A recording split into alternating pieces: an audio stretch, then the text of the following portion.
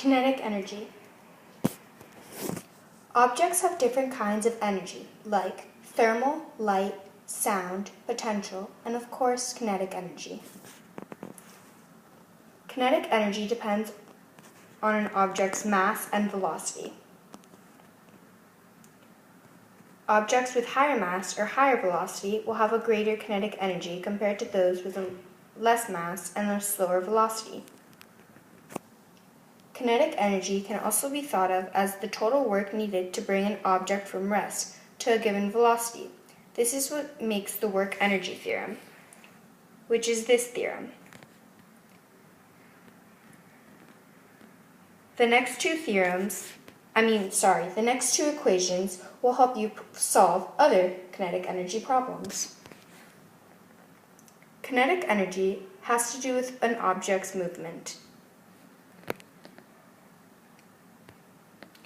Examples of kinetic energy. A 6-kilogram mass slides 2 meters across a rough floor. The mass is pulled by the rope with a tension force of 40 newtons. The mass starts at 6 meters per second and ends at 8 meters per second. Find the friction force. Here's a picture of the problem.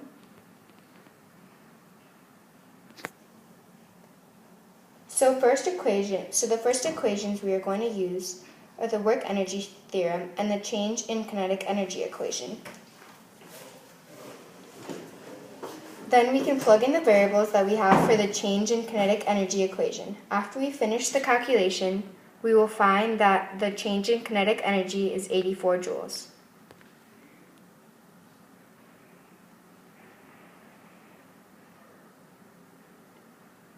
We found the change in kinetic energy, but the problem asks to find the friction force.